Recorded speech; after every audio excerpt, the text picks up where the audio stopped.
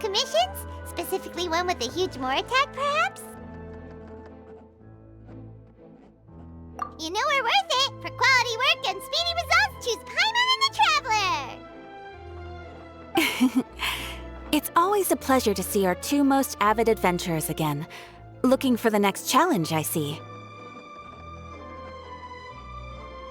Actually, we do in fact have a rather urgent commission that is still open. Having read the details, however, I don't believe you'd consider it to be lucrative. Don't worry about that. We were just kidding. So what's the situation? To put it simply, the requester is looking for a temporary replacement actress for their musical. The original cast member ran into some issues and is currently unable to perform the role. But the troupe has also been experiencing some financial difficulties, so unfortunately they cannot afford to pay the replacement actress. That does sound like a tricky situation. So basically they're looking for a volunteer? That's right. Our adventurers reached out to many actresses, but none of them were willing to take the job. There are only a few days left until the performance. If they can't find someone in time, they'll probably have to postpone the show. And delays tend to create all sorts of new problems. Got it. Oh, this one's a doozy. What do you think, Traveler? Any ideas? Even if we took the commission, neither of us have any experience starring in musicals. If you're interested in helping, why not start by having a chat with the requester? He's right over there. Maybe you can't fill the role yourselves, but you might be able to help him figure out another solution. Maybe there's something he hasn't thought of. Oh, it's that guy, huh? No wonder, he looks like he just ate a sour lemon. Paimon approves! Let's go! Hello there! Are you the guy looking for a new actress? Wait, I know you two! Are you really willing to act in my musical? Wow, sounds like we're pretty famous in Fontaine already. But to answer your question, neither of us have any experience in musicals. But we heard that you're in a bit of a bind, so we figured we could at least try to help you think of a solution. Ah, I see. It's okay. I knew that asking for a volunteer was a long shot. If we can't find someone to step in, we'll have no choice but to cancel the show. It would be such a shame. That's the thing. We're not some high-profile theater troupe, just a group of amateur enthusiasts. All our sets and props are very crude. We're grateful enough just to get an audience, never mind ticket fees. If we had a way to make this profitable, things might have turned out differently. But now, it looks inevitable that we'll disband. Disband? You're splitting up the troupe? Oh, I guess the lady at the Adventurers Guild didn't tell you? Yeah, this is supposed to be our final show together as a troupe. One last show, and after that, we go our separate ways. So we were really hoping to end on a high note. Nobody wants things to just fizzle out. Not after all the time and effort we've invested into it. Yeah, the leading lady, in fact. She's been dealing with a chronic illness ever since childhood, and unfortunately, it flared up again recently. It really drains all her energy, so she's in no state to perform. The show just won't be the same without her.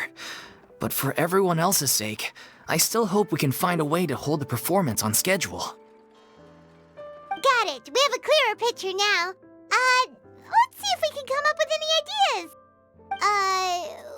What if we sponsored the show? Traveler, how much more are you carrying? Please, there's no need to go that far. I wouldn't feel right asking such a huge favor, and I can't promise that we'd ever be able to pay you back. Good point. If the actress just goes through the motions for the Mora, that's not exactly rescuing the show. We should find someone who will put on the best performance possible. Oh, wait! What about... you know who? That's how you know we're the best of partners. Anyway, she should have all the free time in the world right now. She's really good at performing, and she was once super popular with the crowd. Performing in a musical should be a piece of cake for her. Who are you thinking of? Sounds like someone famous. Her? You're... That was a joke, right?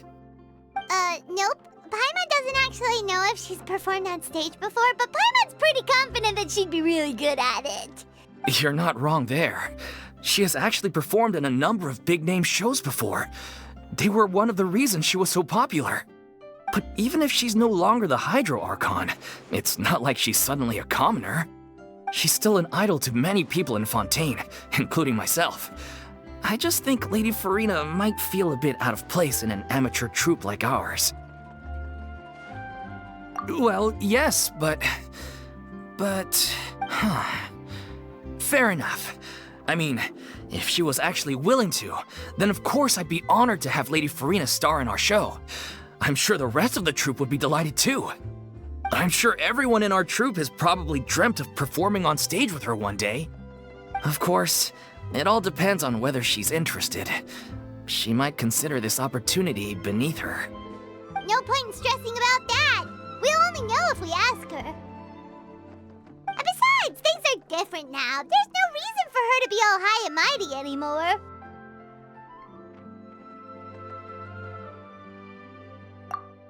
Thank you for your help. I guess I'll just stay here and wait for the good news. Good luck. Wait, where does Furina actually live nowadays?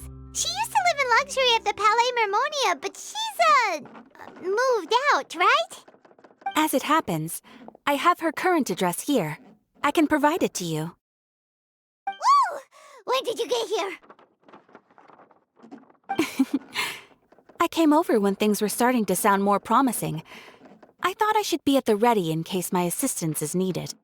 It is my duty to support commissioners in any way I can. Thank you, ma'am. Thank you so much. Well, now that we've got the address, we'll go find Furina. Back in a jiffy.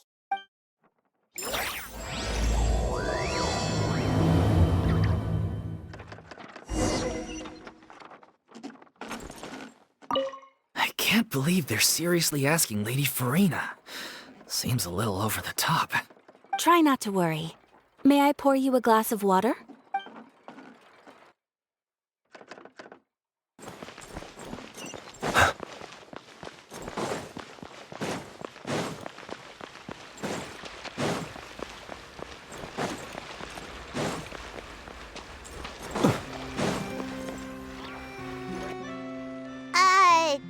Did Catherine really give us the right address? She lives here? Not that there's anything wrong with this place, it's just, a bit of a step down from the Palais Mermonia. You know, it's common courtesy to make sure the homeowner isn't an earshot when you're denigrating their abode. Ah! Okay, when did popping out of thin air become all the rage? First Catherine and now you? I was just out on a shopping trip.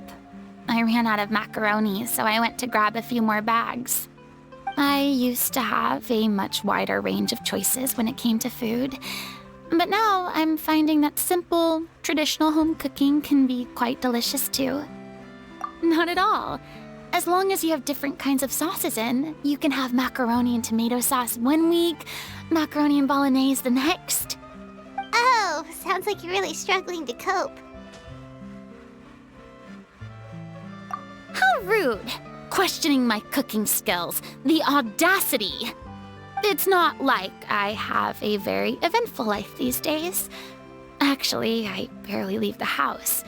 So I don't see how it's unusual that my meals are a little simpler now too.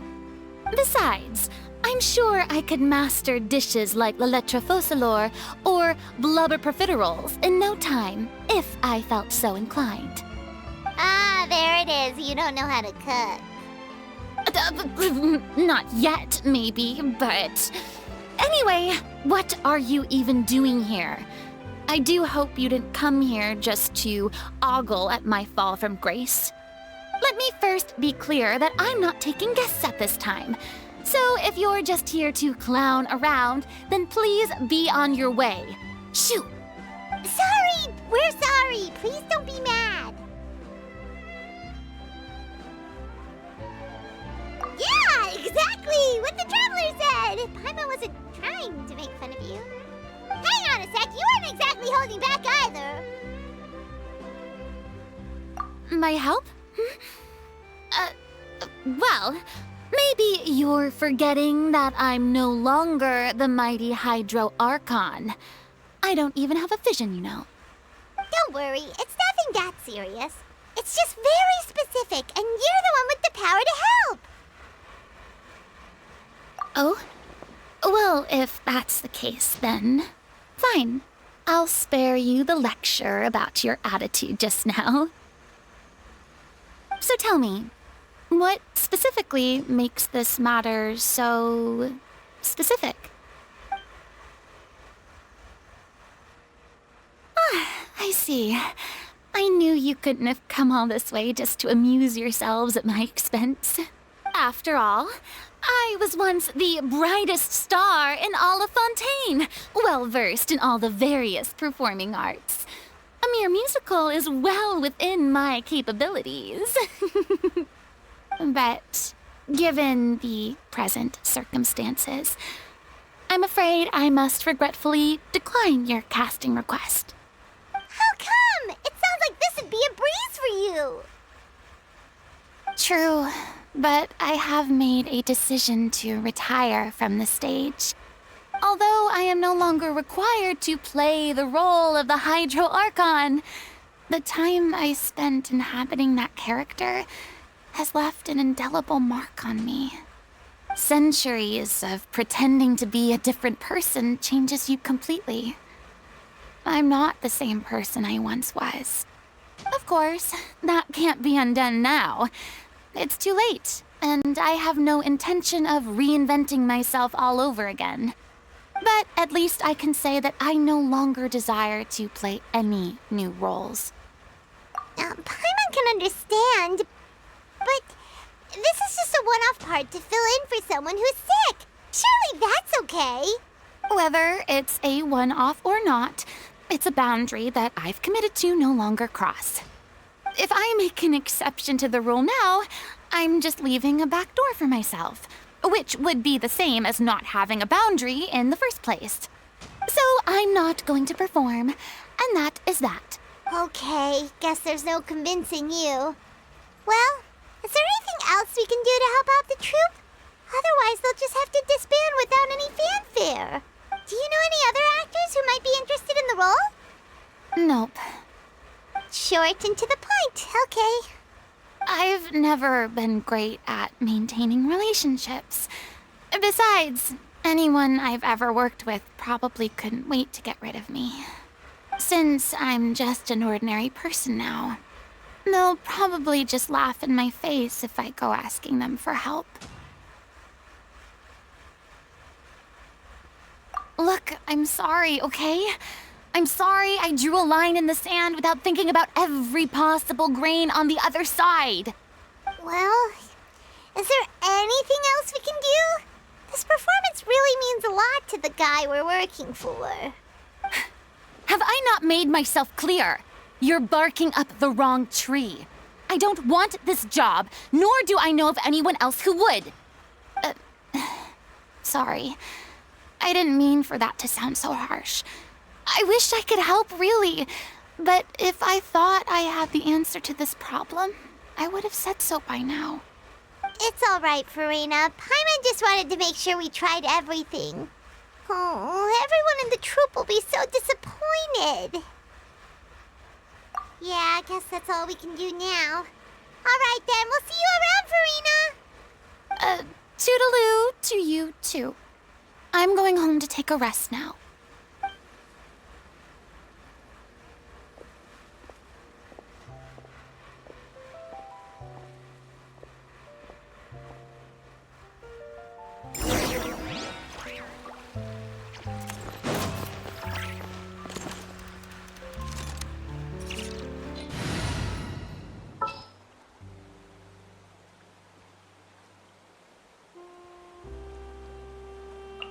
Witness my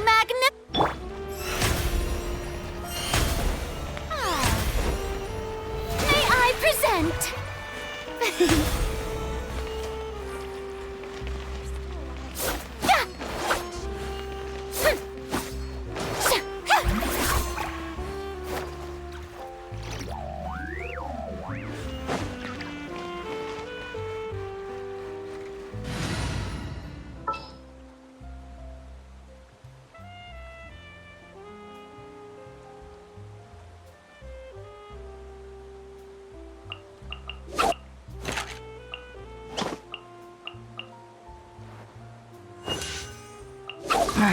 Don't tell me.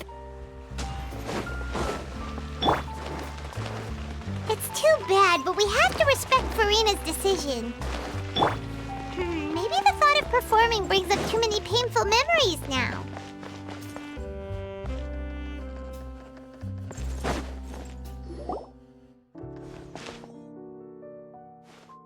Huh? What's going on? Are they arguing? That's besides the point. I'll ask you again. Why did you start looking for a replacement without my consent? When did I tell you I'm going to take a step back? You didn't need to say it. We've known each other for how long now? We know the signs. But you never tell us about your illness, even when it's clearly flaring up. And that gives you the right to make a decision on my behalf? Shortly after you left, the troupe's lead actress came to the Adventurers Guild. She believes that she's healthy enough to perform. Excuse me, but can you both take a moment to discuss something else for now? The adventurer assigned to your commission has returned. Sorry, I was just dealing with a little misunderstanding. So, how did your conversation with Furina go? Sadly, it's a no from her. We tried to persuade her, but she wasn't having it. She doesn't want to play the role for personal reasons. I see. Well, circumstances have changed a little, so maybe that's not such bad news after all. You see, our leading lady has just informed me that she's well enough to make it to the show after all. Staging the musical with the full original cast was always the dream, of course. Oh, right! Sounds like everything worked itself out then. Yeah, she'd be livid. We'd get the scolding of a lifetime. Jeez, is Lady Furina really so harsh with people? Only joking, calm down. So, guess we can consider this case closed now, huh? Despite the fact that we failed to complete the commission, we were still racking our brains for ideas on the way back here. Look, there's no point arguing with you about this anymore. You've made yourself very clear, so I'll stop looking for a replacement. This is the last chance we have, though. If your illness flares up again, there won't be time to find anyone to replace you.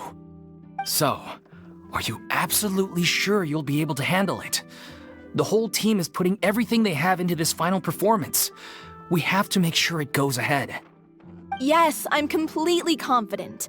I've been taking a new medication from the doctor, and it's working brilliantly. I'll definitely be able to tough it out until the performance day. I share everyone's desire to commemorate all our years as a troupe with a proper farewell show. So the last thing I want is to be left out. Every one of us thinks of this troupe as their home, myself included. You're right.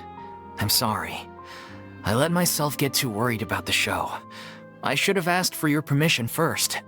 All's well that ends well. Sounds like the show will go on. Sure.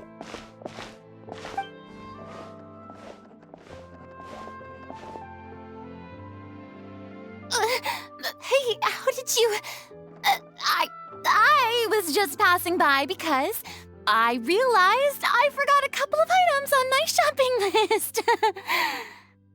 All right, I'm coming. No need to drag me.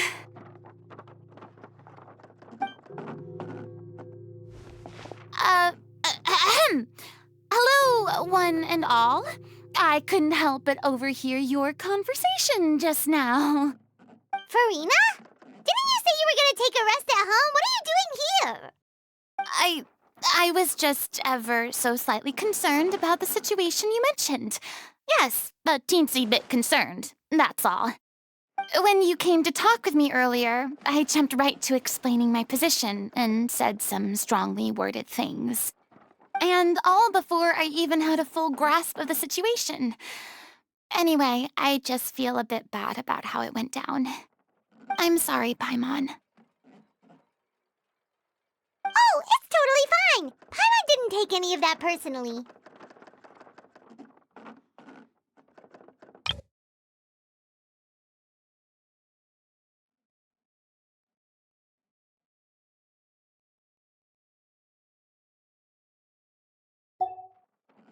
You really have a knack for asking the most uncomfortable questions, don't you? I felt very sheepish, having had a change of heart after flatly refusing you.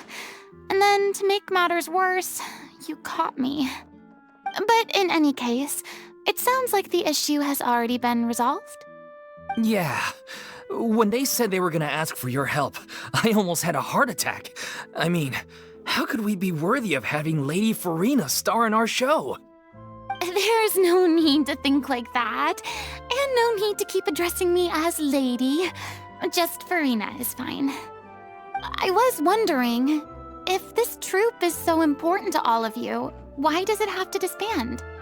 If the difficulties are purely financial, then there must be a solution. You could put the shows on pause while you look for a sponsor, for instance. Everyone seems so devoted to the troupe. I'm sure if you keep chipping away, you'll find a way through. We all want to believe that, but some things are just beyond our control. Everything's been going downhill ever since we lost our director. She was the heart and soul of our troupe. She kept us going. Her name was 𝐒𝐨𝐿𝐼, and she was the founder as well as the artistic director of our troupe. And tragically, she was a victim in the serial disappearances case. What? That's actually how I recognized these two. It was all thanks to their efforts that the true culprit was brought to justice. But still, no sentence can bring our director back to us. She was a loyal fan of your performances, Miss Furina. They were what first inspired her to get into musical theater. She rallied many people around her who were destitute or had lost their sense of purpose in life, and convinced them to join her troupe. She wrote her own scripts, acted on stage, and mentored each and every one of us. People loved our performances back then. We seemed to be going from strength to strength. Things were really looking up for us. And then disaster struck. Yeah. After that, the entire troupe fell into disarray. None of us know anything about script writing, let alone how to handle the business side of things. We've been doing the best we can. But despite our efforts, things are slowly but surely falling apart. It's agonizing. But ultimately, we'd rather end things now on our own terms than stick it out to the bitter end and watch all our dreams turn to dust.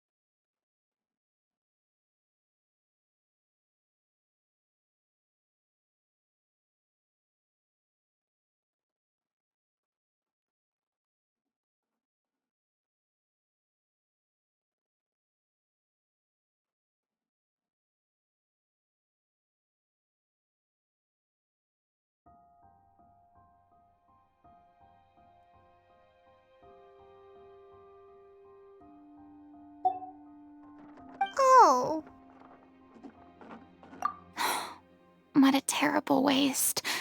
A gifted artist from humble beginnings who achieved so much and no doubt had much more to give. And then her life was so cruelly taken. I suppose it's fair to say then that this final show, besides being your farewell to the stage, is also your final gift for her?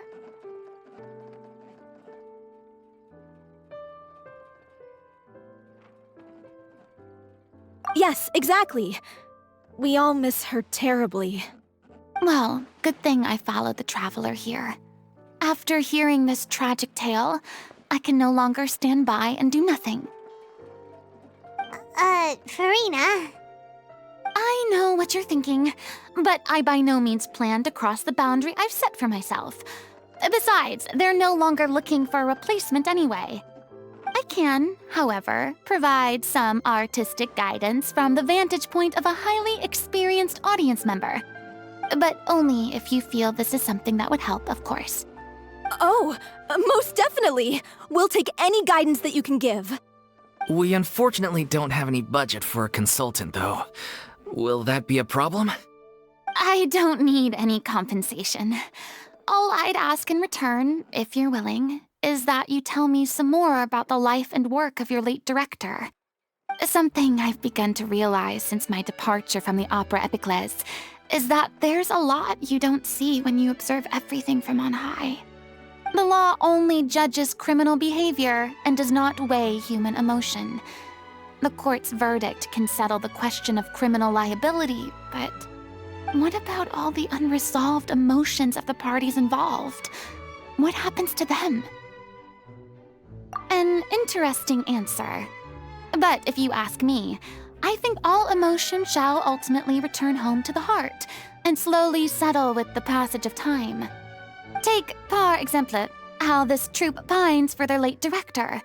Things such as this I have never witnessed before, and so I should like to observe, perchance to understand. Huh. Still a fan of your old dramatic monologues then, huh? You just want to get back in on the action, don't you? No. This is a completely different situation. Pearls before swine. The name's not Swine, it's Paimon! Would you be willing to join me? Come on, take a break from adventuring to listen to a story. Thank you all so much. Our director was a huge fan of Miss Furina's performances, as of course we all are. All right, follow me. We'll go to our usual practice space. Please excuse the size. It's a little on the smaller side.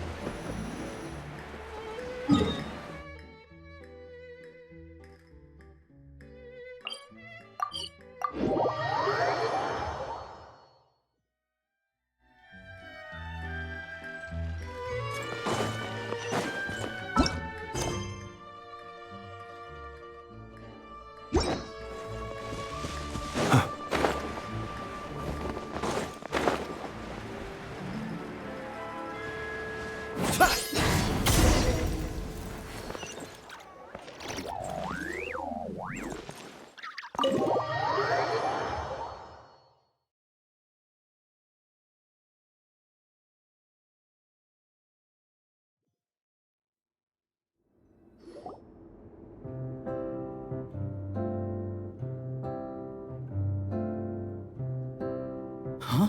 Lady Furina? What's Lady Furina doing here? Hello all. Allow me to explain. As of today, Miss Furina will be supporting our production of the Little Oceanid in the role of artistic consultant. These two over here are the ones that made it possible. They kindly reached out to Miss Furina on our behalf. I'm sure they need no introduction. You bet! That was the trial of the century! You helped bring our director's murderer to justice. We can't thank you enough. Oh, please don't mention it. We're just here to join in on the fun. So, you were saying the little Oceanid? Yeah, that's the name of our final show. It's an unfinished script left behind by our director. One of our greatest regrets is that she never got to complete it. So, if we can bring it to the stage and make it a successful show, we can all take some solace in that. Wait, but if it's not finished, then... Yeah, we've been battling issues on every front trying to realize this dream. Anyway, let me give you a quick summary of what the story's all about. The protagonist of the story is a young Oceanid who transforms herself into human form, despite the protests of her family. She longed to live just like any other human. And sure enough, she found friendship and even love. Everything seemed perfect.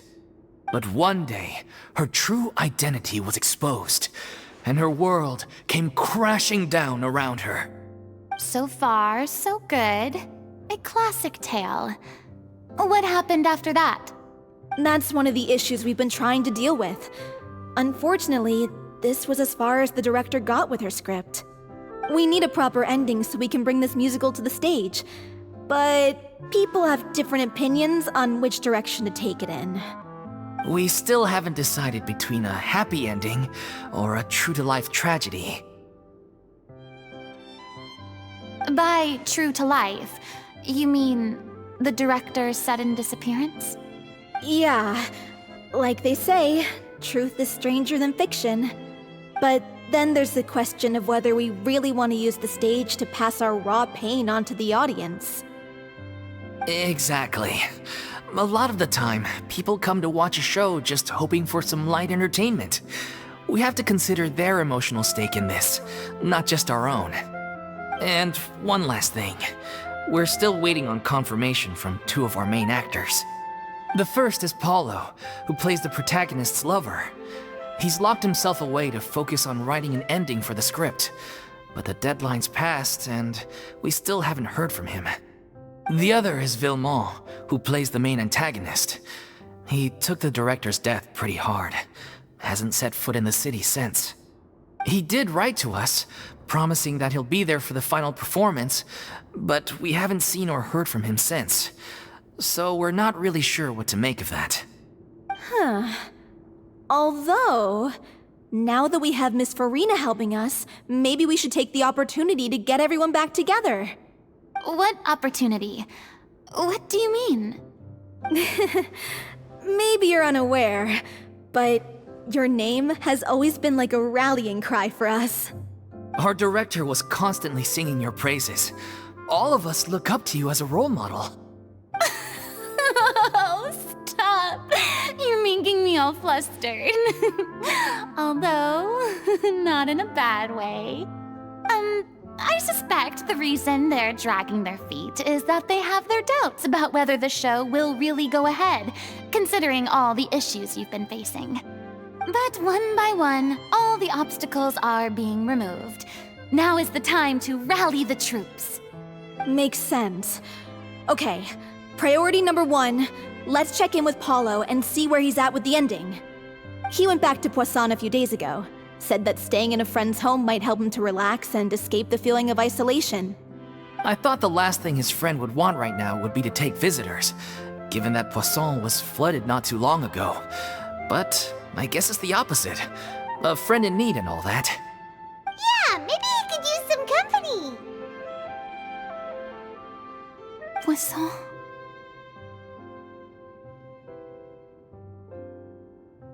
Nothing. I suppose my presence will be indispensable if we are to restore his faith in the show. So, allons-y. To Poisson!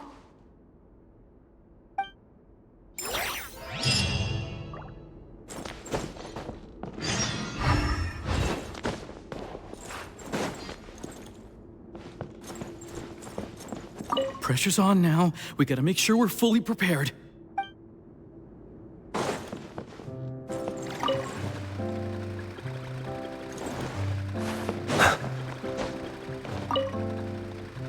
You're off to Poisson to find Paulo, right? Have a safe trip. We'll take care of the troop while you're gone.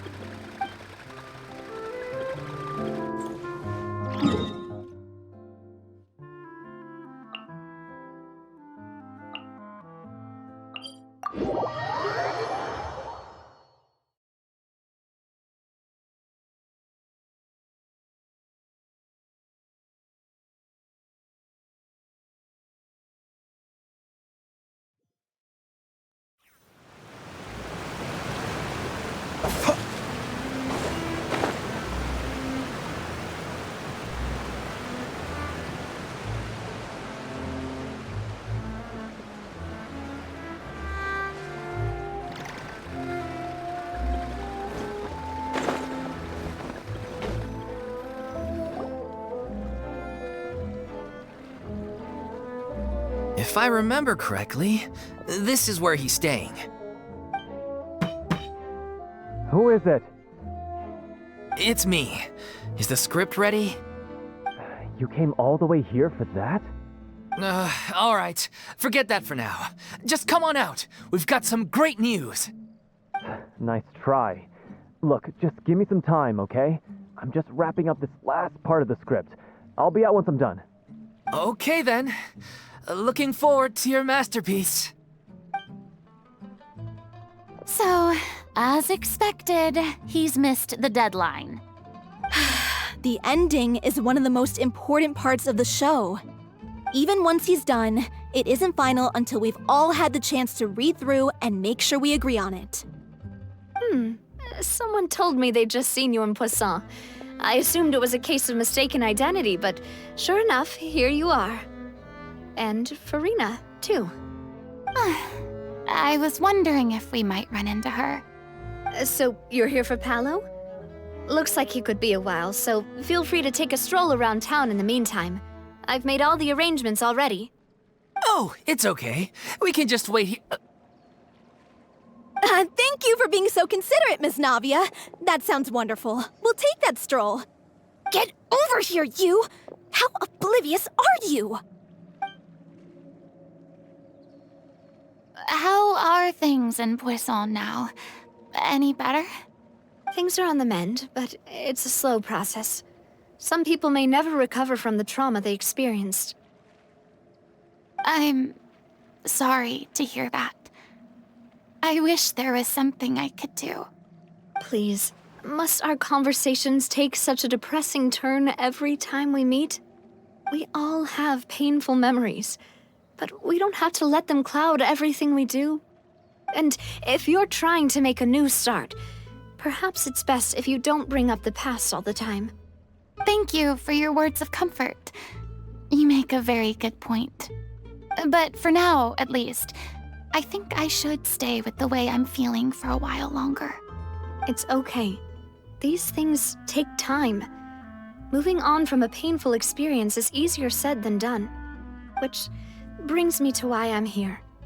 I thought you should probably know that not everyone here is ready to forgive and forget after the Hydro Archon's inaction in the face of catastrophe. To avoid upsetting the peace, I told the townspeople that everyone here is a member of the theater troupe, and that you are just an actress playing the role of Furina. It's not a perfect solution, but hopefully it means you won't have to lie low while you're here. That's so thoughtful of you, Navia. Well, what do you expect? I am the courageous and considerate president of Spina di Rosula, after all, like my father before me. Anyway, that was all. Look after her now.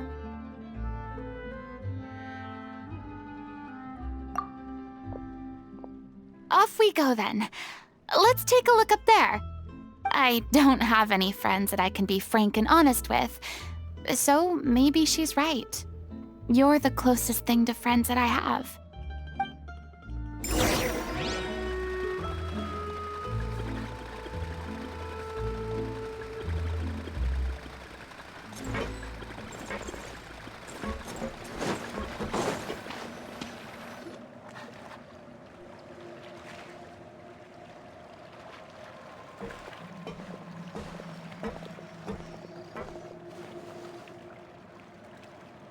I'm so grateful that Miss Navia was so understanding.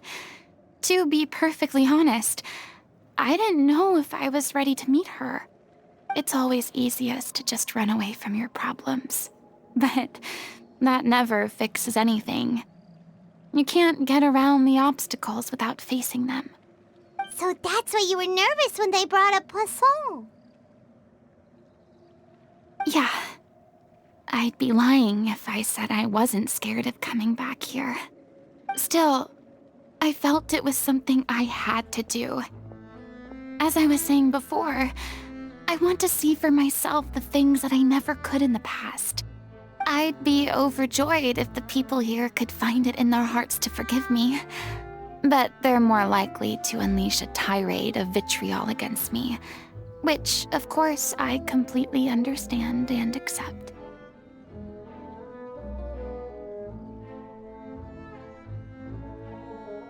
Yeah, I can tell people are watching me. I'm sure some people here see the idea of someone coming to Poisson dressed as the 𝐤𝐤𝐢𝐚𝐥 as extremely disrespectful. I used to be terrified of the gaze of other people, especially when they had suspicion or resentment in their eyes. I guess I wasn't quite ready for this after all. I'm not surprised you're making yourself go through all of this.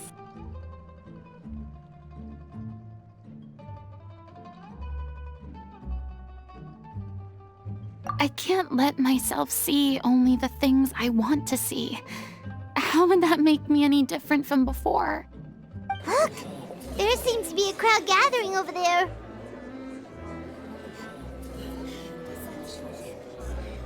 Probably time we made a move.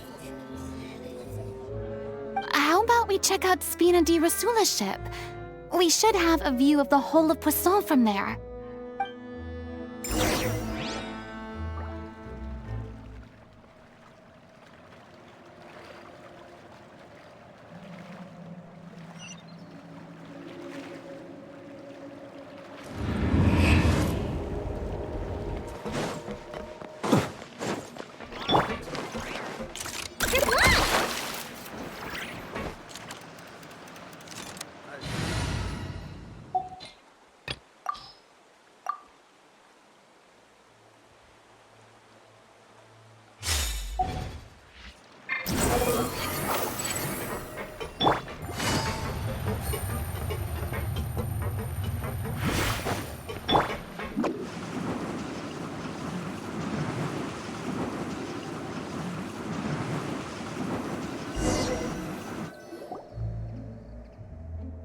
I'm sorry.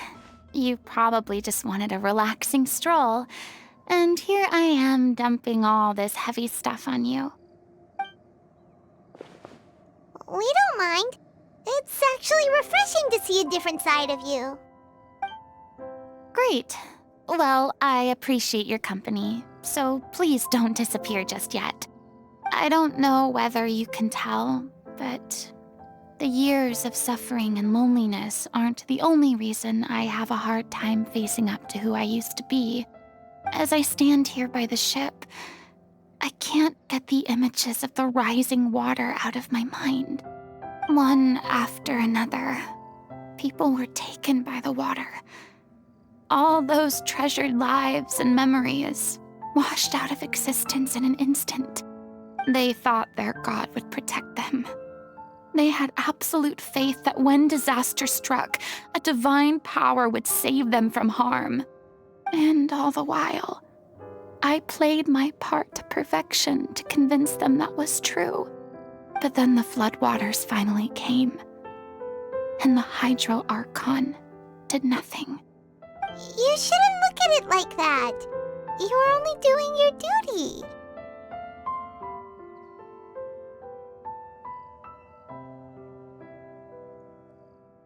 I've had to go through so many moments like that for the sake of protecting the truth.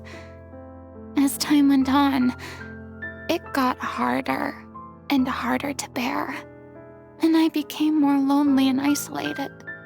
Eventually, I realized I had nothing left except the truth. I became terrified of completely failing in my task, and was haunted by the thought of being left all alone, weeping on my throne. Fortunately, we were able to avoid the worst-case scenario thanks to the help of heroic individuals such as yourselves. everyone rose to their responsibilities. And I finally regained my freedom. But on some level, freedom also means no longer being needed. I have no further use to people. Paimon would have never imagined you'd see it that way. A reward? I guess so. Back then, I didn't even dare to dream about having someone to confide in.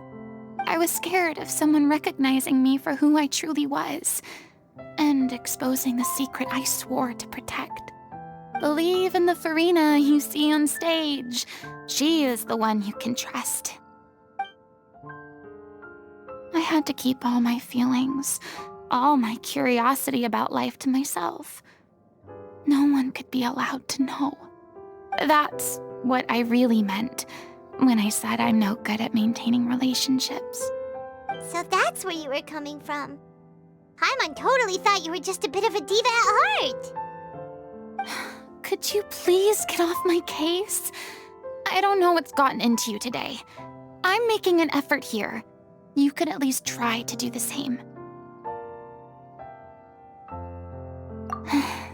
I do.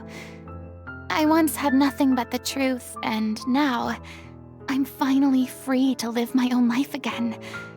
And even though I have no idea where I'm going right now, at least the choice is in my hands. All right, it's about time to head back. Paulo should have finished the ending by now. Sure. Okay, let's head back and check it out.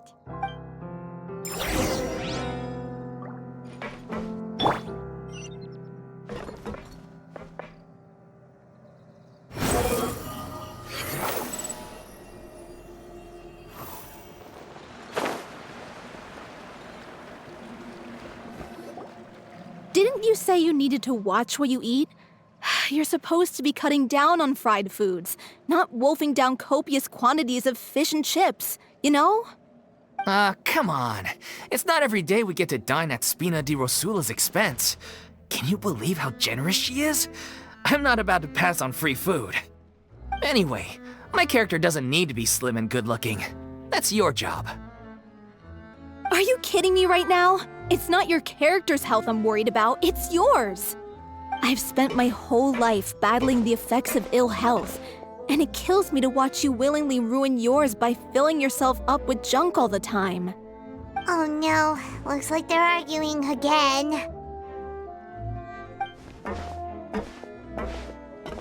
We're back! Could you maybe put your differences aside for a moment?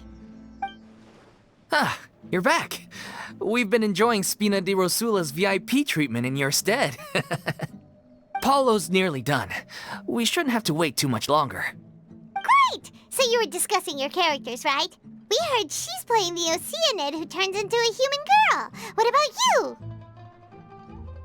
Me? I'm an Oceanid too. He was originally supposed to take the form of a crane, but he outgrew that role. Well, the costume at least. So now he's playing the boar instead. Sorry. The boar's not a bad character, actually. He's the one who raises the little Oceanid, yes? That's right. He has some pretty memorable lines too, like when he imparts some solemn words of wisdom to the little Oceanid. If you become human, you can reveal your secret to no one. You will face suffering and loneliness. Is this truly what you want?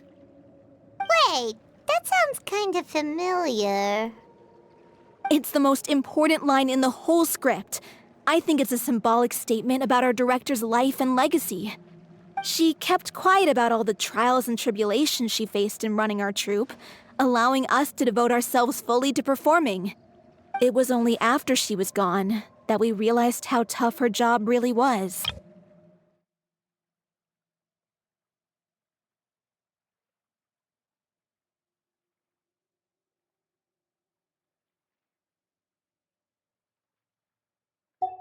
You mentioned earlier that the troupe is like your home. Yeah. I was born with an incurable illness, and once my family found out it couldn't be treated, they decided they didn't want me anymore. I spent some years taking whatever work I could find and trying to manage my illness with various medicines. But whenever I had a bad flare-up, I'd be lying in an alleyway for days at a time. It was like that until the director found me one day. She told me I had a great voice and asked if I was interested in studying singing from her. I said yes. She took me under her wing, taught me to both sing and act, helped me find Mora for my meds, took care of me when my condition decided to flare up. I know it was all a huge burden on her. She sounds like a really incredible person. She really was. She gave everything she had to her troupe and the people in it. All of us were so proud to call her our director. I was a lost child too when she found me. As the child of a murderer, my parents weren't around when I was little, so I got sent to an orphanage. The other kids were always picking fights with me. They'd say things like, "Come on, you must be pretty tough if you're the son of a murderer." It was just to taunt me, though. I was an easy target, and they knew it. One day, I got beaten up so bad that I just couldn't take it anymore, so I ran away. I lost all faith in humanity by that point. Thought the whole world was out to get me. Let me guess. Fortunately, the next person you ran into was the director. Yeah. For the first time in my life, I was somewhere I felt safe. And I promised myself I'd stay here until the day the group parted ways. The day you hoped would never come. How times change. Oh, you're finally done? Get your butt over here. There's someone I need to introduce you to. This is our new artistic consultant, Miss Furina. Furina? The Furina? Oh my god, how did you manage to wrangle that? Please, the honor is all mine. I was profoundly moved to hear about your troupe and your wonderful director. I just wanted to do something to help. Same here. Even so, this is just... Oh, wow. I'm sorry. I'll try to calm down. Now, where was I? Ah, yes, the script, of course. Let me give you a rundown of how the story unfolds in my version of the script. I'm sure you're already familiar with the beginning of the story. A little Oceanid decides she wants to become a human, against the wishes of her family. She finds love and friendship in the bustling city. But then, disaster strikes. The people start to notice that all the fresh water in the surrounding area is slowly disappearing. The soil is becoming arid, plants and flowers are withering, and the people begin to panic. The little Oceanid, Cleo, and her lover decide to do something about it and investigate the truth of the matter together. In the end, they discover that all the waste and pollution created by humans over the years has caused the fresh water to flee the land, as if driven by a consciousness of its own. Consciousness? You mean the water is sentient? Water as a conscious entity. There's actually quite a few stories that explore this theme. Since the little Oceanid is a water spirit, she immediately understands how the water is feeling. She then tells her lover about her true identity, as well as the truth behind the crisis. Her lover accepts her for who she is, and works with her to find a way to bring the water back. However, unbeknownst to them, there were some people eavesdropping when she revealed her secret. The little Oceanid is accused of being directly responsible for driving the water away, and faces the greatest dilemma of her life. And then? In the end, she makes the brave decision to sacrifice herself to save her lover, and the rest of humanity. Huh? But didn't they all treat Cleo like a villain? Why would she want to save them after that? Well, she mainly wanted to save her lover, plus everyone who'd stood up for her. Through her love for her human partner, she was able to find an even greater love, one that extended to all of humanity. Surely the biggest strength of Cleo's character. There's actually something else that bothers me. You know the protagonist is supposed to represent the director, right? And she never had the chance to become a hero in our world. If we're serious about dedicating this show to her memory, we should make the ending as true to life as possible. What about if the little Oceanid is hounded to death by people who hate her, her lover makes sure her secret never gets out, and humanity continues down the path to extinction? That sounds like too cruel of an ending to me, and perhaps a little irresponsible to present to the audience. That ending would be a perfect mirror to Director 𝐒𝐴𝐿𝐼's death, both arbitrary and meaningless. On the day when she went missing, Director 𝐒𝐴𝐿𝐼 had instructed us all, somewhat out of the blue, to leave the court of Fontaine and wait for her outside the city. We waited and waited at the rendezvous point, but she never came. By the time we returned to the city, she disappeared without a trace. We looked for her. The 𝐒𝐤𝐼𝐸x looked for her, but she was nowhere to be found. Increasingly, all the signs seemed to point to her being the latest victim in the serial disappearances case.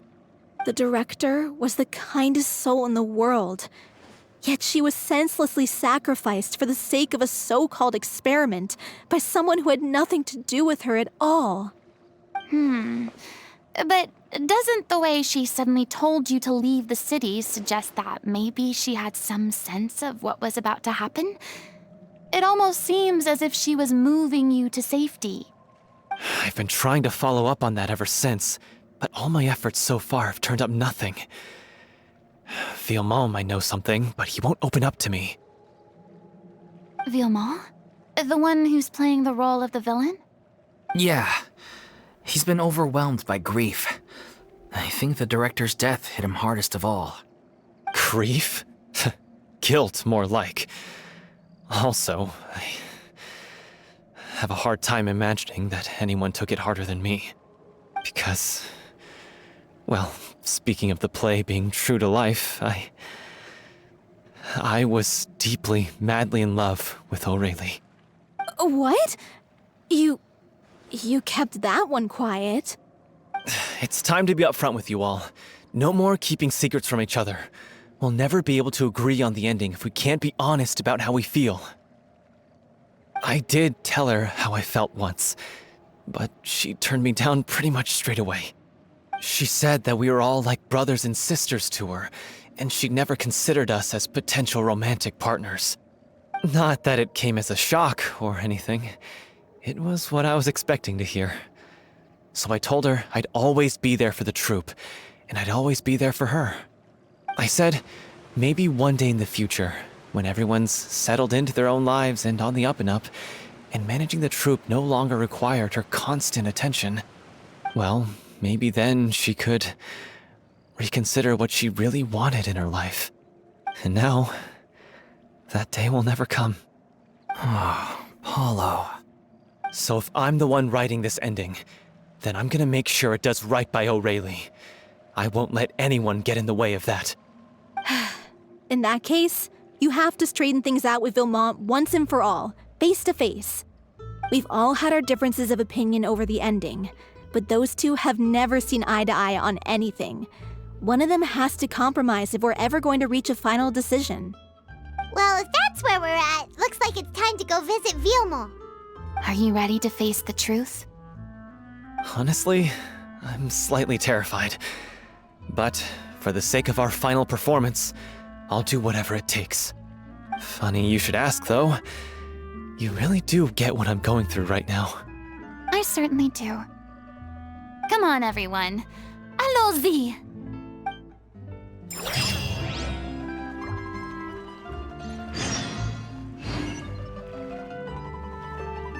Behold!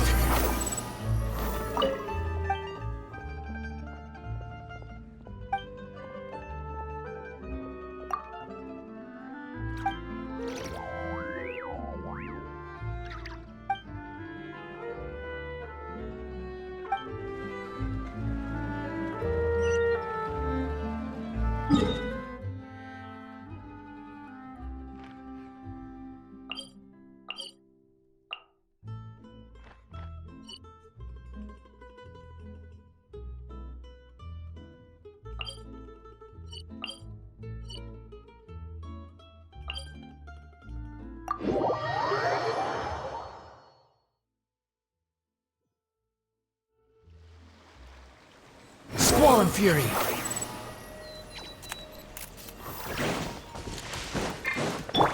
One with nature.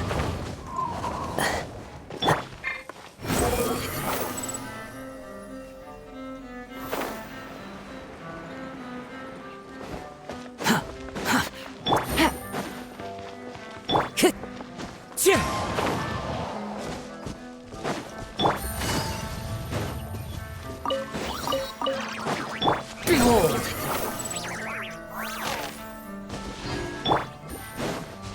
Oh, this is tough going.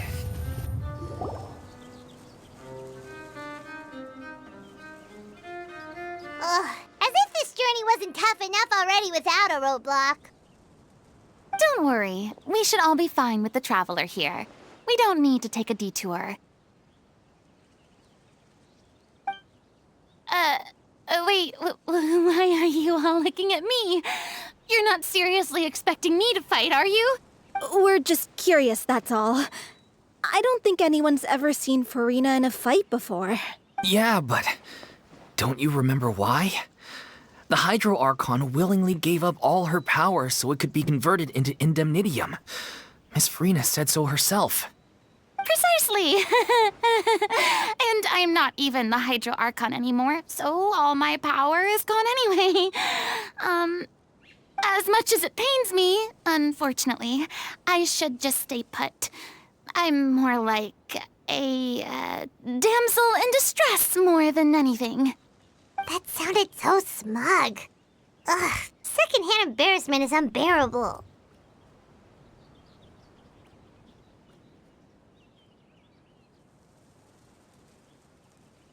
C'est la vie indeed. Alas, I am forced to watch on helplessly as a more brave and seasoned adventurer than I swoops in to save the day.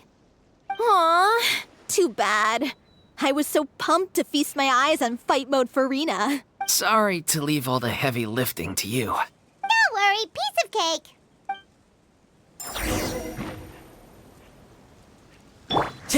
As one with wind and cloud. The wind knows me.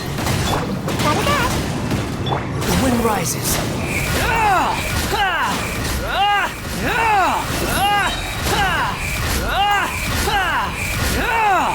You dare to gaze upon me? Quietly now. Ninjutsu! Game's up. Time's over. Into the wind. Squall Fury! Upon the gale.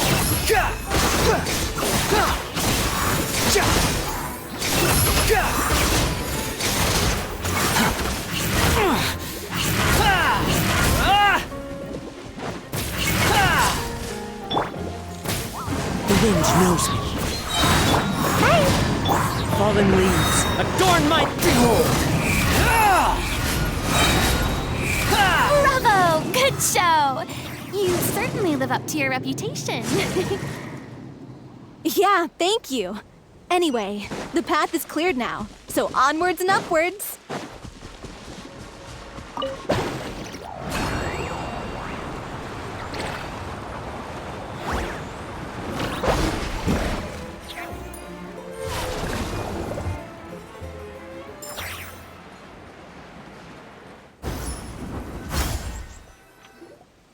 Vilma, are you there? Huh? Oh, it's you guys. Wait, what's Lady Furina doing here? I can explain. We've been rounding up the whole troop. We now have everyone except you. So, you think knowing the truth about the director's disappearance will help you write an ending to the script that pleases everyone? I care just as much as everyone else about making the little Oceanid a success. That's why I wanted to wait until after the show. If I open this can of worms now, I just don't want to make things difficult between us. We're supposed to be a unit when we're on stage. Fiamma, avoiding the truth will not help anyone.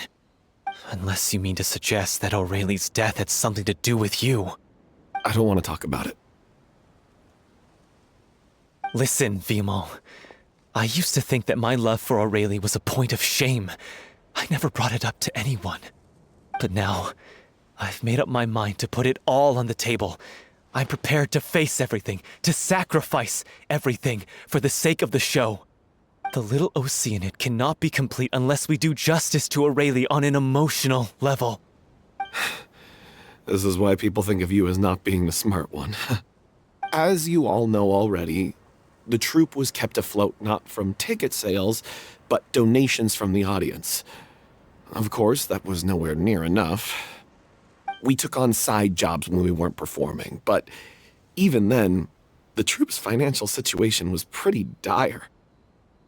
So, anyway, one day after a show, a merchant came to me and offered us a huge sponsorship. In return, we just had to provide the audience with their drinks during performances. It seemed like a win-win, so I said yes to it on the spot without consulting the director. It was only when the merchant came to deliver the goods that I realized the drink in question was synth. Isn't that the drink peddled by the culprit behind the serial disappearances case? I freaked out when I saw the boxes. And I told the director everything right away. She was completely shocked as well. But she didn't reprimand me for making the decision without consulting her. Instead, she contacted the merchant and stated that the troupe could not agree to this collaboration.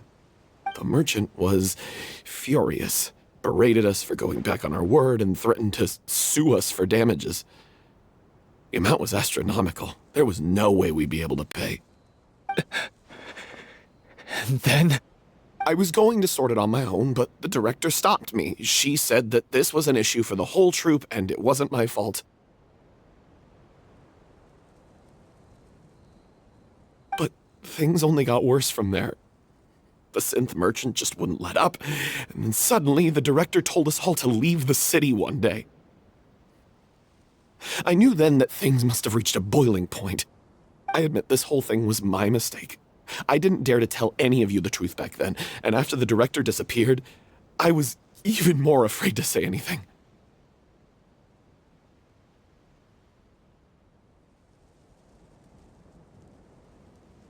Yeah, I got 𝐒𝐨𝐿𝐼 killed.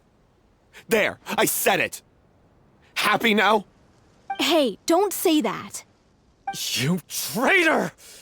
You knew 𝐒𝐨𝐿𝐼 was in danger. Why in God's name didn't you tell us? What do you mean, you were afraid?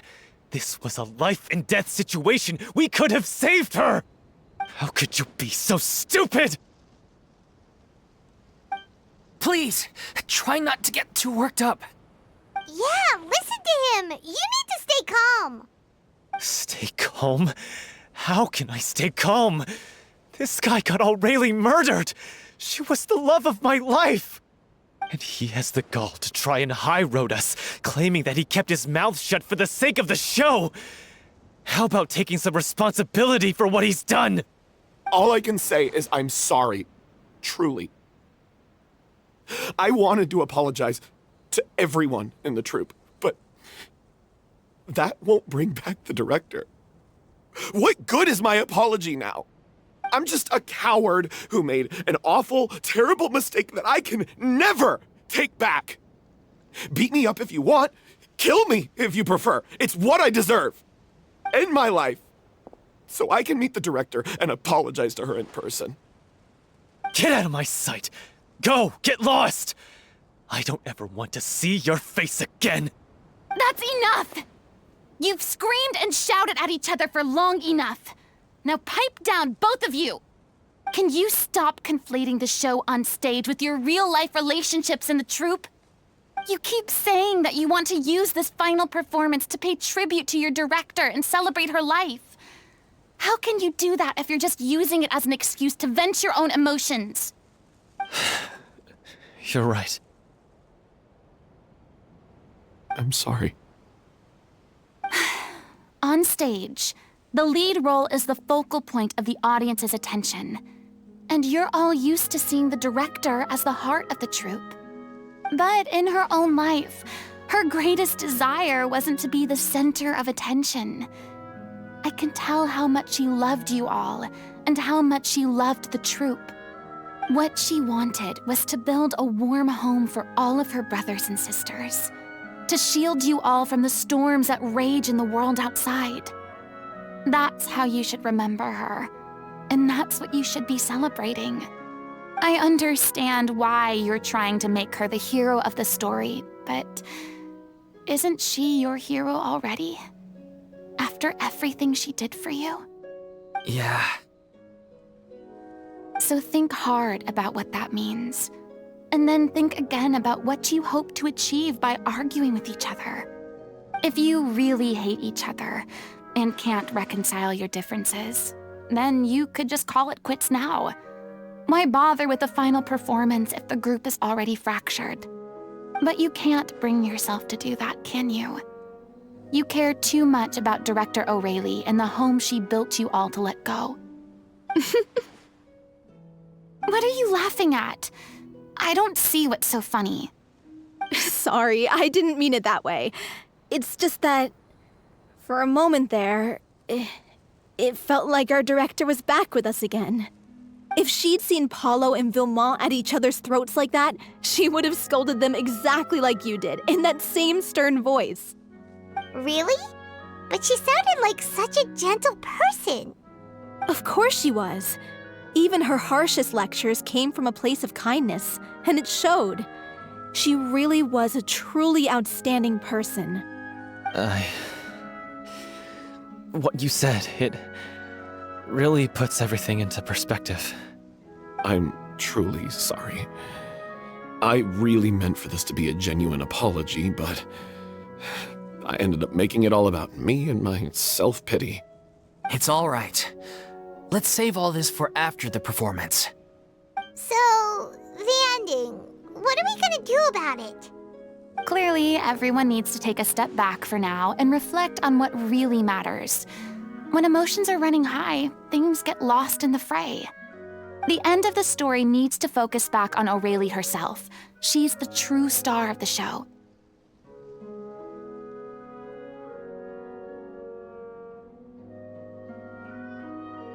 What do you mean? The Traveler is right. You once investigated that underwater synth base and recovered items belonging to the victims. If you could find anything that 𝐒𝐸𝐿𝐼 left behind, perhaps we can get a better sense of what she went through in her final days. You really think that's possible? I trust that nobody would object to the ending of the story being based on 𝐒𝐸𝐿𝐼's true feelings. No. Well, we'll leave this in your capable hands.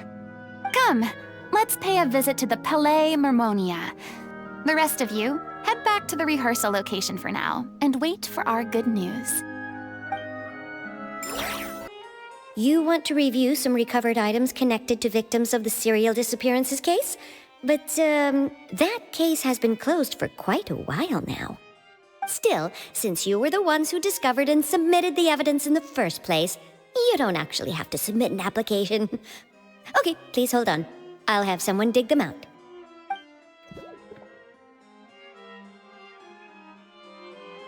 So, this is all 𝐒𝐸𝐿𝐼 left behind.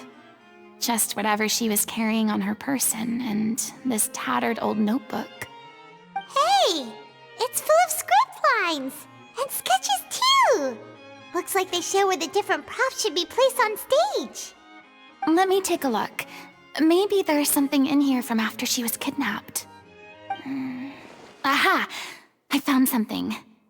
To whoever discovers this diary. Let's see. Looks like she kept a detailed record of her captor's actions. She even mentions the truth behind the experiments on dissolving young women. If we'd had the chance to examine this notebook carefully back then, it would have been a conclusive piece of evidence proving Vacher's guilt. Vacher took so many lives. It's still so unthinkable how many victims he had. I guess 𝐒𝐨𝐿𝐼 must have written all of this down in the hope that her records would one day be of use to investigators. Wait, it cuts off. Her handwriting here gets patchier and more illegible by the line. She probably didn't have much strength left. Her final words are... I'll let you read them for yourselves.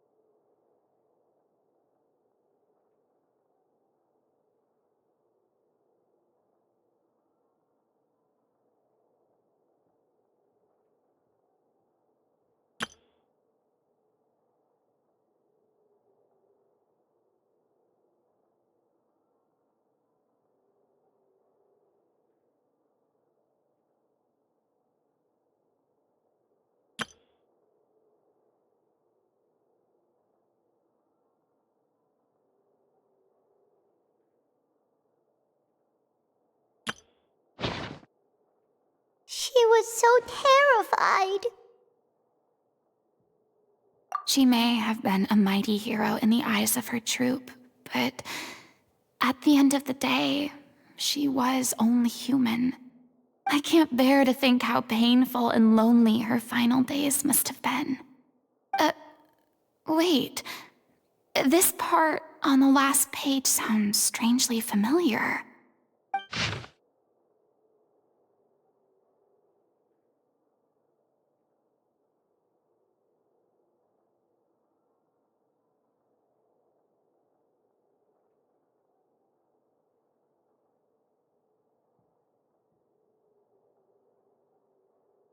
If you become human, you can reveal your secret to no one. You will face suffering and loneliness. Is this truly what you want? Isn't that the most important line in the little Oceanid?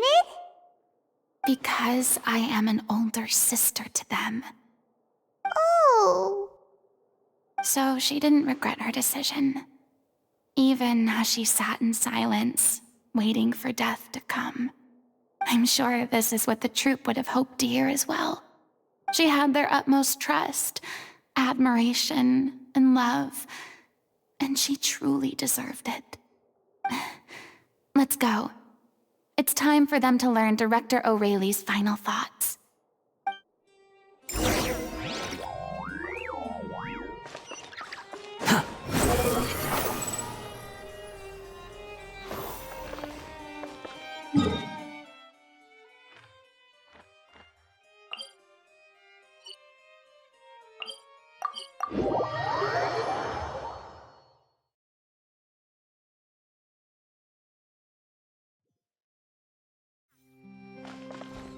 The wind rises.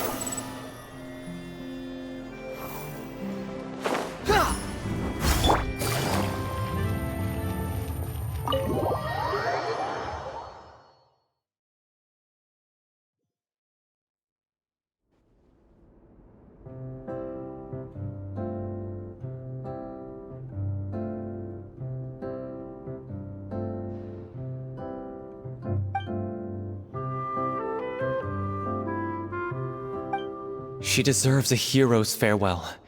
If that's the only way to convey to the audience the courage and selflessness that she showed in the face of death, then it's a meaningful way to end the story.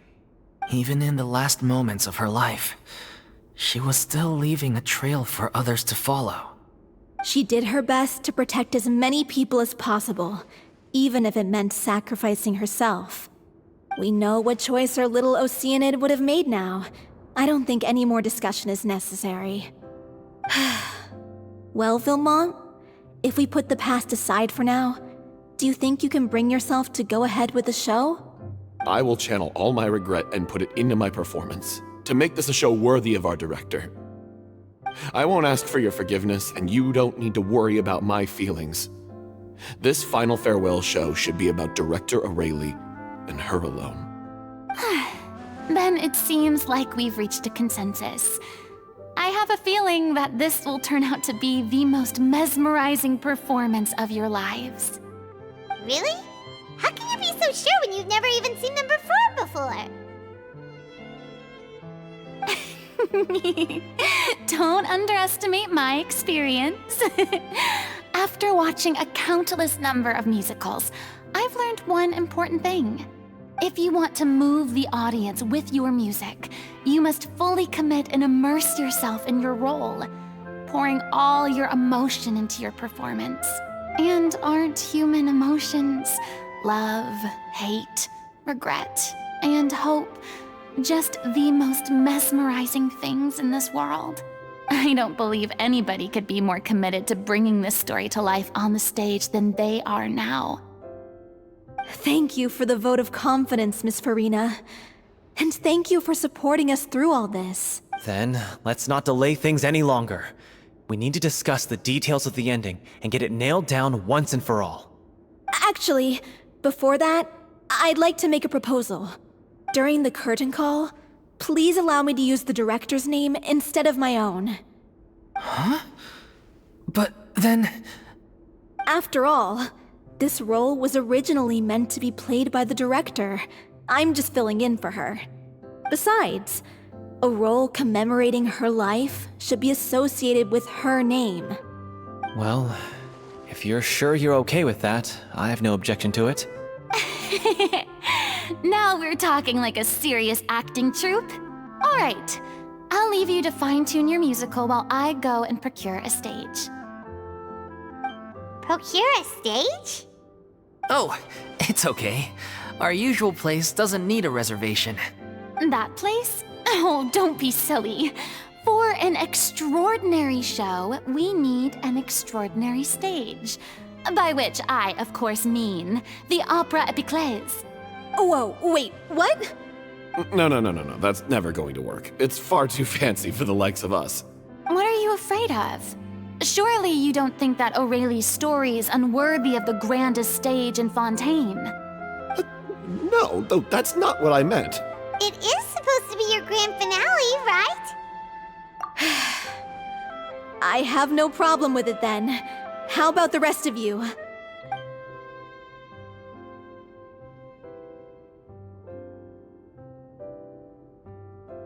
I'll take your silence as a yes.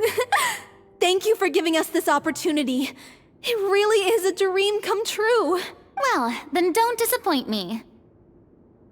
If you mess this up, it'll reflect poorly on me too. Come on, we'll need to get the go-ahead from Neuvillette.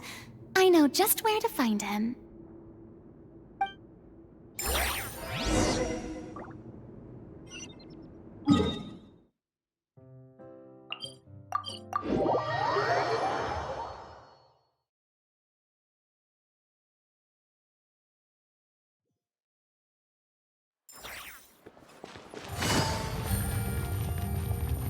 Hey, look. I knew you'd be here. I'm here merely for a short break. It has been a while, Miss Furina. And you too, Traveler in Paimon. What might I assist you with today? I would like to book the Opera 𝐼𝐸 for an event. You see... I understand. The process for booking the Opera 𝐼𝐸 is complex and can be somewhat cumbersome. But given that the request is coming from the three of you, I see no reason to make things unduly difficult. The story of the little Oceanid is most fascinating. I'm looking forward to seeing it performed on stage. I will say, however, that I am surprised to see your passion for the performing arts rekindled after all that has happened. Huh? What do you mean? Do I look excited? Yes. And this is the first time that I've seen you like this since your departure from deityhood. At first, I just felt bad about rejecting them. So I wanted to learn a little bit more about their situation. But one thing led to another, and... well, here we are. In the past, we sat in our high chairs in the court, giving our opinions on isolated cases, all while knowing very little about the human stories behind each and every one. Maybe it's because I finally become an ordinary person and gained my freedom, but I've developed a great sense of curiosity about their lives. I am truly delighted to see you find a new lease on life. Now that you've regained some confidence, have you had any thoughts regarding a return to the stage? Why would you suddenly ask a question like that? Well, if the little Oceanid turns out to be a great success, it will no doubt become a classic. Many theater companies are certain to add it to their repertoire. The experiences and decisions of the protagonist Cleo are all modeled after your own. Naturally, this makes you eminently suited to playing the leading role. It would truly be a shame if you did not take this opportunity to allow audiences to enjoy your outstanding acting talents once more. Haven't I already made myself clear? I won't act or perform in any role ever again. No exceptions. Nor do I think it is any great shame. There is no lack of fine actors or inspirational stories, either on or off the stage. This experience is a case in point. I feel like I've learned a lot, and it has already been well worth the price of admission. I must admit, though, I'm a little envious. They're quite fortunate to be able to bid farewell to their past in such a magnificent manner. I see. Well, I'm glad to learn that you have found a role to play that you enjoy, be it on the stage or not. I sincerely hope the show will serve as the grandest of finales. I will have my staff book the date and mail the relevant paperwork to the troupe once the details are confirmed. Thanks, Nervalect. You are very welcome.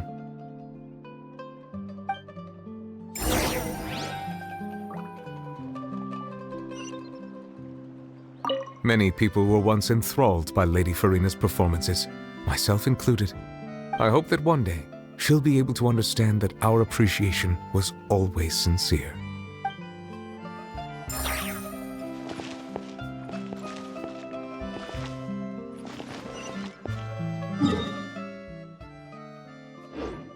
Behold!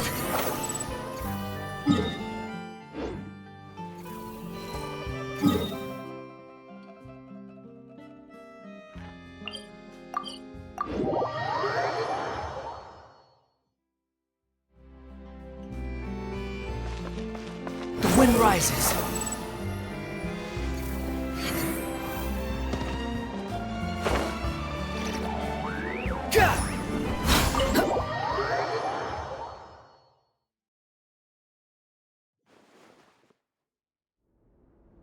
Good news, everyone.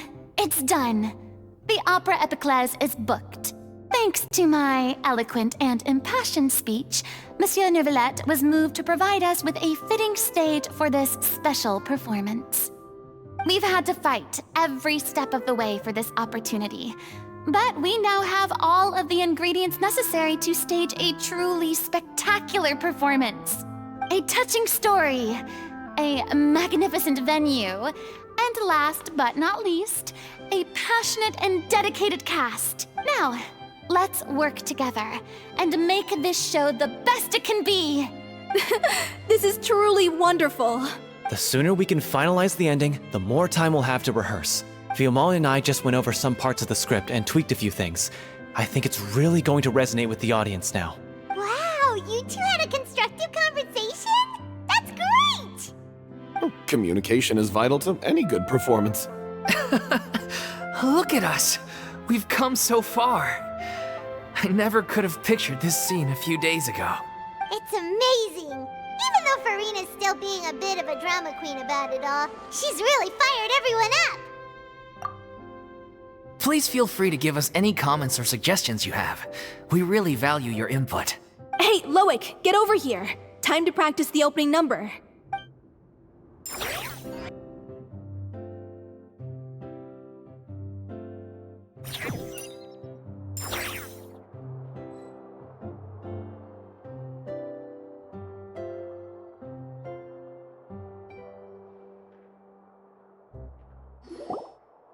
Accursed Cleo.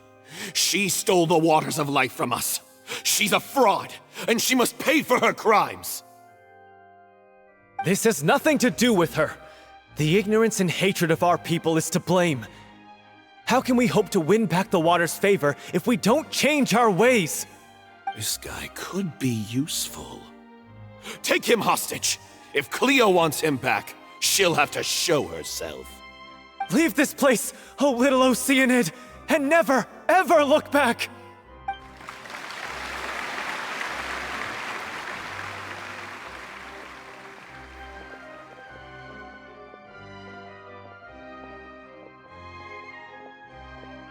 Everyone's really throwing themselves into their roles.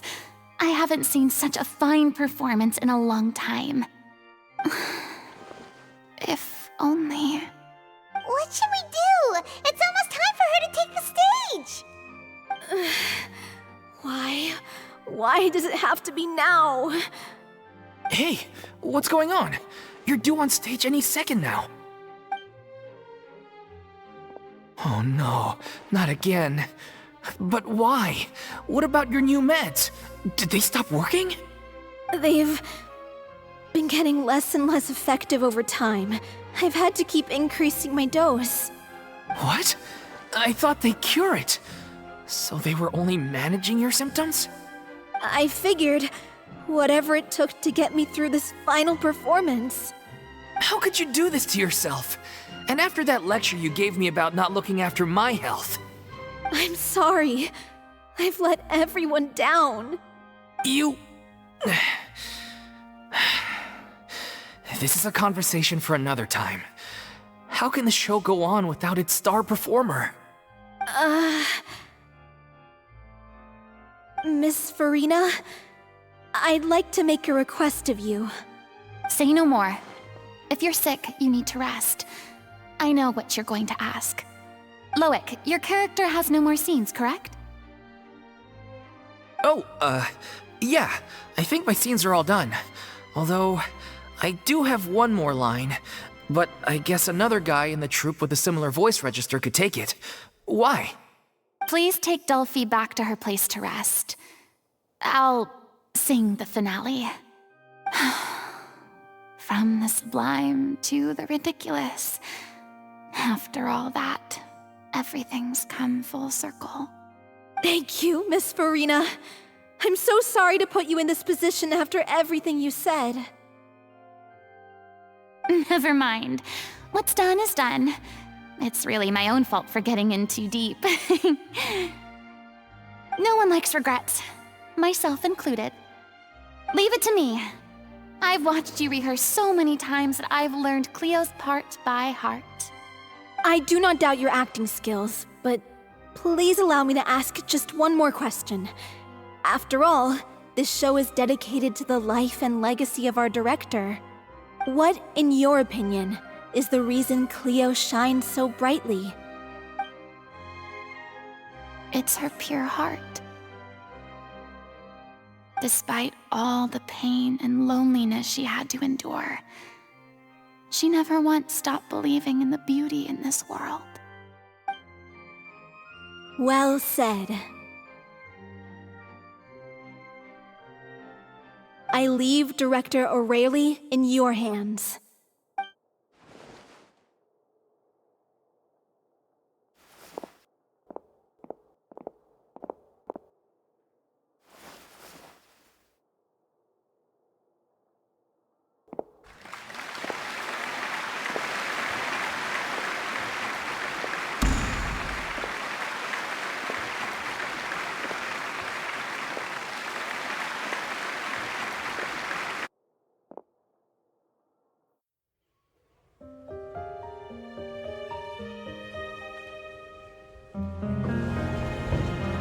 Is she here yet?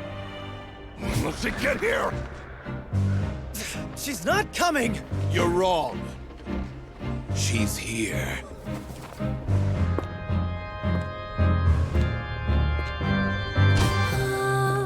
Si je pouvais vivre dans l'eau, le monde serait-il plus beau? Me pardonneras-tu, ô chère mère?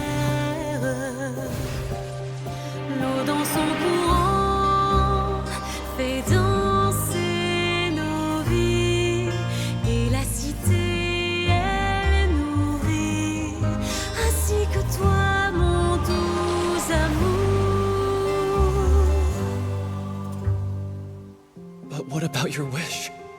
My wish.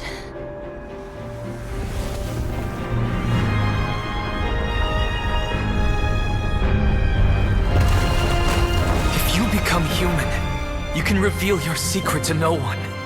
You will face suffering and loneliness. Is this truly what you want?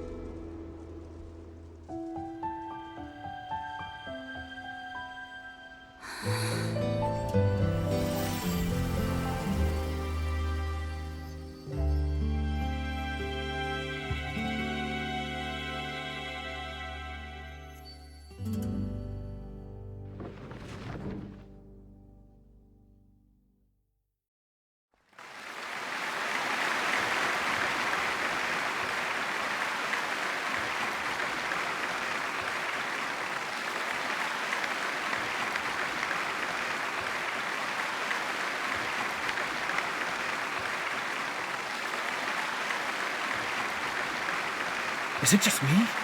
Or was that Lady Furina on the stage just now?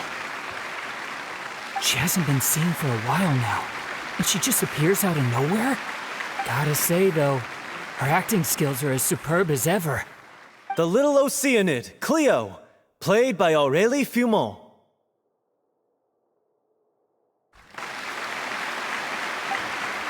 Wait, that's not her name.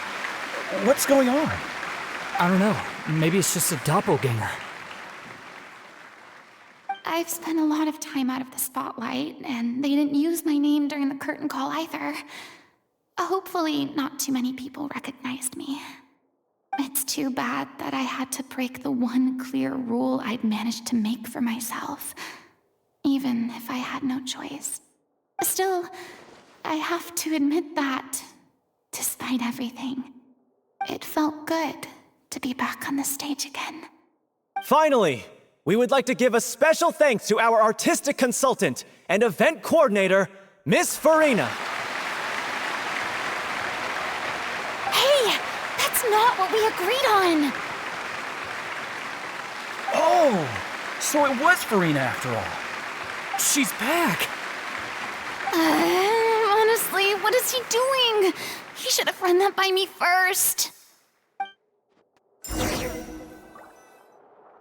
All right, calm down, don't be mad. This was a group decision. We just didn't want your contributions to go unacknowledged. After all, it's been the rule in Fontaine since ancient times that everyone's work, visible or invisible, is equally deserving of recognition. Yes, I know the rule, but it should still be applied on a case-by-case basis.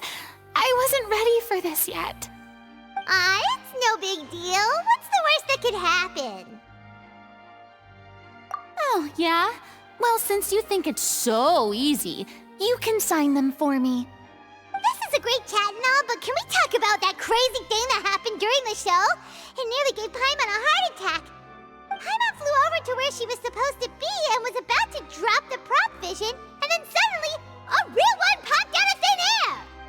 Oh, that. I've got no idea what happened there either. But hey, it worked pretty well, didn't it? I'll bet the audience has never seen such a realistic prop. Wait, what about Dolphy? I wonder how she's doing. Oh, let's go check on her as soon as we finish clearing the stage. Yes. Plus, she'll definitely want to hear how the end of the show went. If nothing else, we can safely say that we accomplished what we set out to do.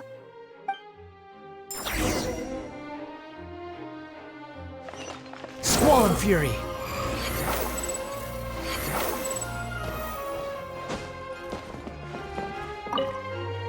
I thought Cleo's actress sang very well. Why did they swap her out at the end? I don't know. Maybe that's just how it was scripted. The wind rises. I wasn't expecting such an incredible performance from an amateur troupe. They didn't seem out of place on the big stage at all. Yeah, their technique could use some polish, but the performance in general felt very believable. Hit all the right emotional notes. I think it'll stay with me for a while.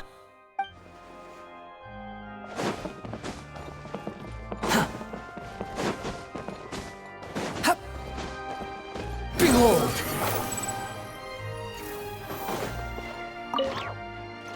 What a surprise! Seeing Miss Furina on the stage? This ticket was money well spent. Yeah, I agree. Say what you want about her, but she's flawless when she's on stage.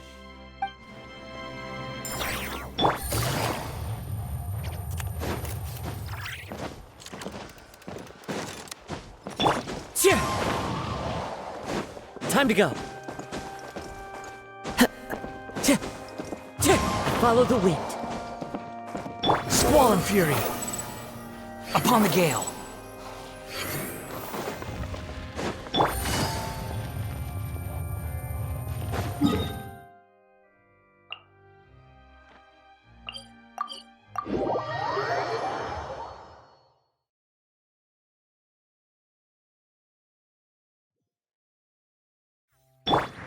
The wind rises.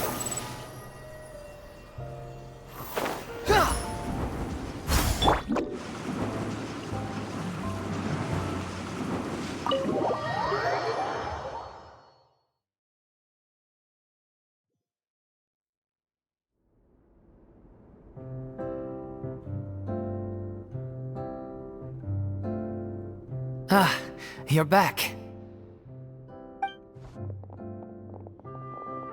She's doing okay. Her condition stabilized after taking some of her original medication. From experience, though, I'd say she still needs a few more days of rest. How did the performance go? Was it a success? Did the audience like it? You'll be glad to know it was fantastic! Also, you're not gonna believe what happened while Furina was on the stage. You'll probably be able to read all about it in the Steambird first thing tomorrow morning. That's wonderful. I'm so sorry I failed to see it through to the end. I guess I was wrong to try and tough it out to begin with. No, don't worry about it. Like they told me after announcing my name during the curtain call, everyone's work deserves recognition. Even though you couldn't see it through to the final scene, the audience was very impressed by your performance. It's safe to say that you made your mark on this memorial show. Well, one way or another, we did it. I've had bad luck ever since I was born, so I never expect things to go smoothly in life. I'm just happy to know that we went out on a high note. That's all that matters. Blaming your bad luck again, are we? Maybe if you didn't push yourself past your limits so much, your illness wouldn't be flaring up all the time. Oh, don't you start. I don't have the energy to argue with you right now. Aw, you two clearly care a lot about each other. I don't know what you're talking about. You mean we never stop arguing with each other?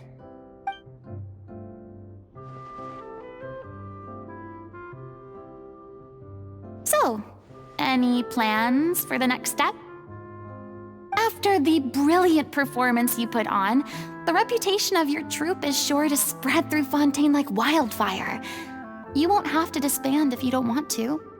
You could capitalize on the rave reviews and license out the little Oceanid to the bigger theater troupes out there.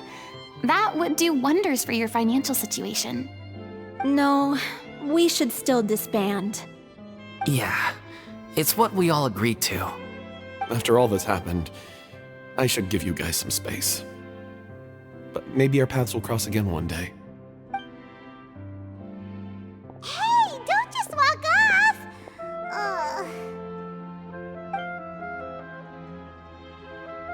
I still want to keep performing, so I might join another troupe. After watching Miss Furina's performance, I think I'm starting to understand our director's infatuation with musicals. You should do it. It suits you. I'd originally hoped to keep performing too, but I don't know if my health will allow me to. Oh, so now you finally got your priorities in order. I guess I'll hold off until you've properly recovered as well. What about you, Miss Furina? Any future plans?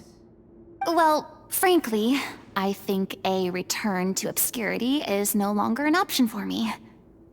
I'm sure a slew of consultancy requests will hound me wherever I go, until I finally acquiesce.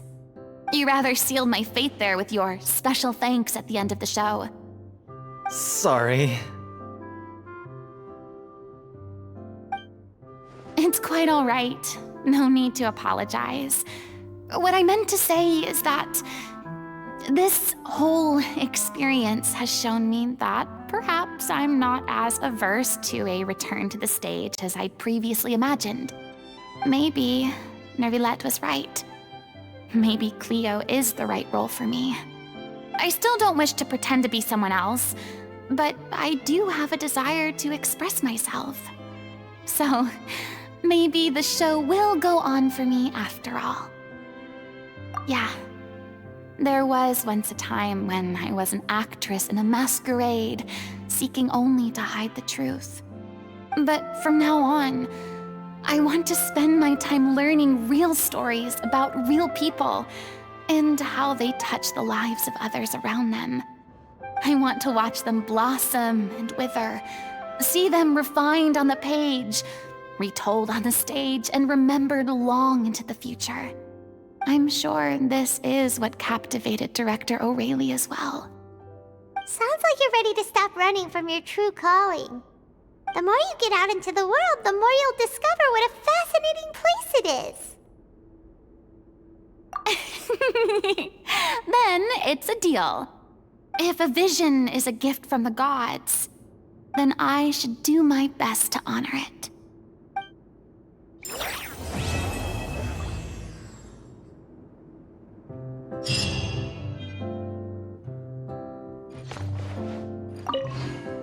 I mean, of course I have some regrets, but... There'll be plenty of opportunities in the future for us to tell the stories that we want on stage. I'm just finishing packing up. As soon as I'm done, I've got an interview with the Steambird to get to. Thanks to all your help, this show was more perfect than we ever could have hoped for. But most of all, I want to thank you for giving me the chance to finally say farewell to O'Reilly.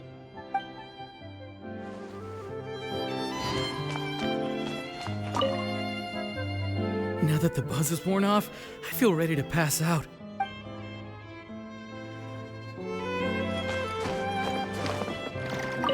Thank you so much. I feel like I've rekindled the passion I had when I first joined the troupe. It might turn out to be too little, too late for me. But still, this has been the experience of a lifetime.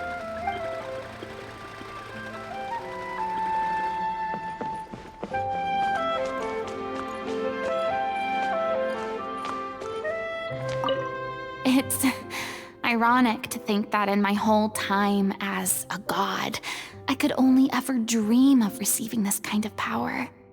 And now that the gods have given me their blessing, it actually feels more like I'm finally able to take my fate in my own hands. Is that how humans feel about it as well?